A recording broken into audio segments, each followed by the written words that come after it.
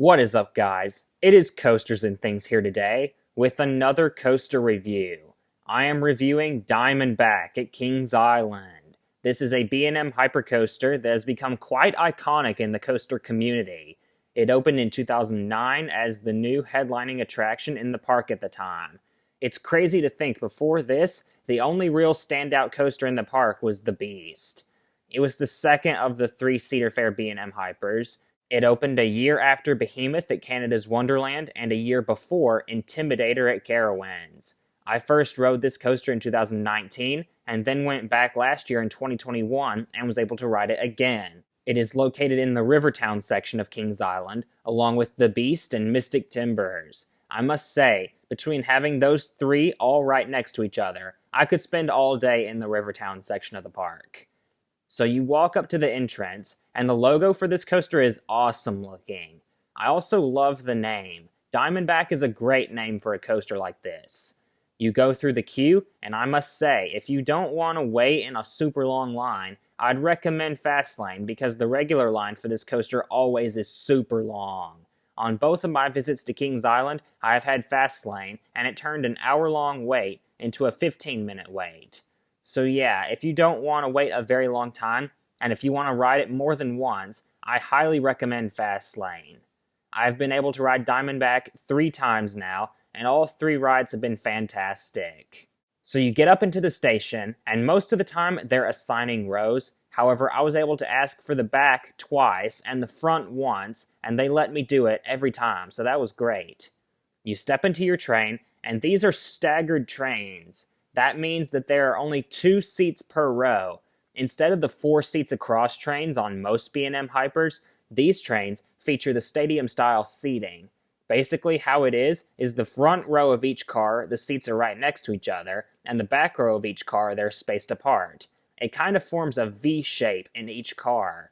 I personally think the staggered trains are not as good as the 4 seats across trains. If there is an advantage to them though, it's that if you're in the back, you get whipped over much harder on the drop and over the hills than you do on the 4 seats across trains. Anyways, you fasten your seatbelt and pull down your B&M clamshell. I love B&M clamshells, they're very comfortable, and these are no exception.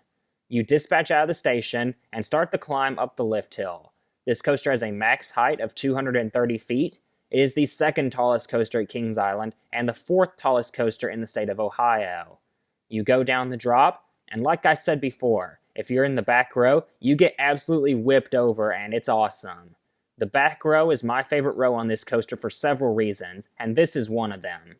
At the bottom of the drop, you hit a max speed of 80 miles per hour. You're cruising, feeling the wind in your face, and it's great. This is one of the fastest B&M hypers in the world. The only B&M hyper faster than this one is Shambhala in Spain. You turn slightly to the right and go up into the first massive floater hill. This is great. While it feels very typical of a B&M hyper, the airtime on this hill is sustained for a long time. This is one of my favorite moments on this coaster.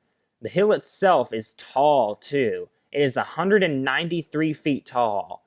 Immediately after that hill, you come down, turn left a little, and up into another big hill. This one and the first one are fairly equal in how good they are. Again, really good sustained floater. If you're in the back, you just get pulled up over these hills and it's amazing. Next you go up into this massive 180-degree turnaround to the left.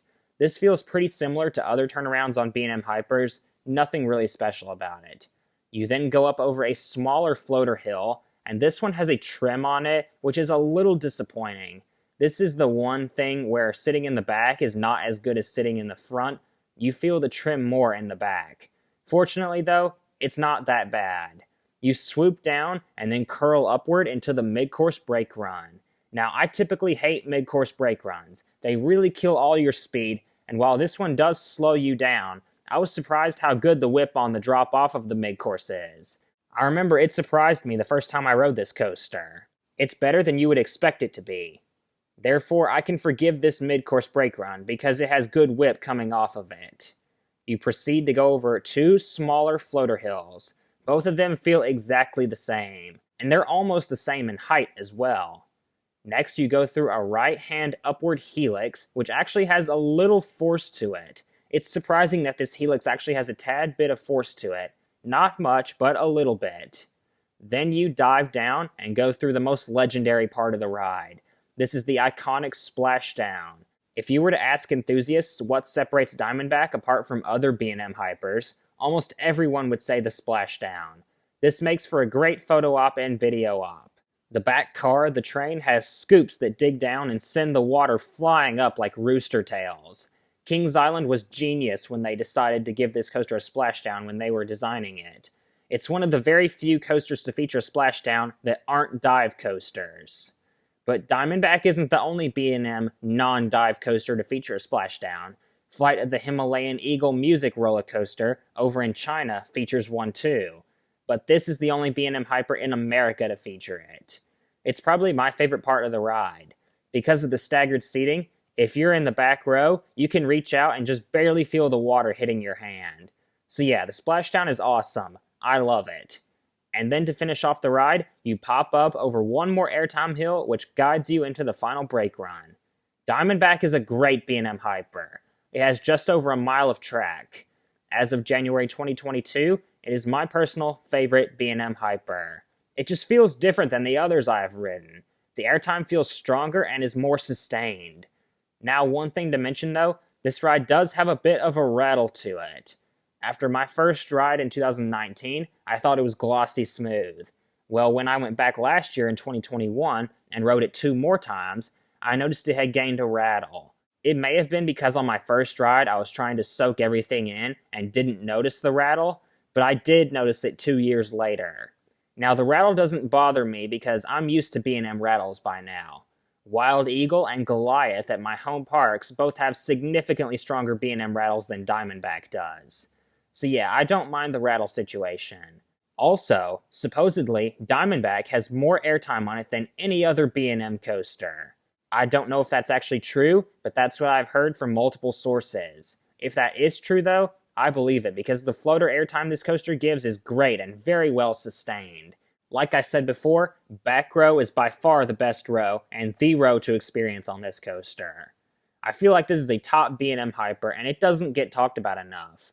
When people think of B&M hypers, they generally think of Shambhala and Mako as the best ones. But I'm telling you, don't sleep on Diamondback. Every time I've ridden it, I have thought that it was my favorite B&M hyper. Now that could change at some point, but for now it is my favorite B&M hyper. For Diamondback's overall score, it will earn a 9 out of 10. This ride is fantastic. Now I know it's just a B&M hyper, so most of the elements are pretty typical, but for some reason, I feel that Diamondback executed those elements better than most of the others did. I think B&M and Kings Island knocked it out of the park with this ride. For those of you who haven't ridden it yet, I highly recommend you go check out Diamondback at Kings Island. Thank you very much for watching. Please like, comment, and subscribe. And this is Coasters and Things signing out.